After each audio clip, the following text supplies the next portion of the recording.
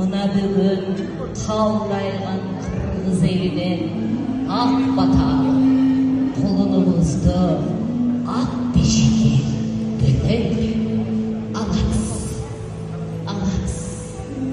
арбаледен қалас.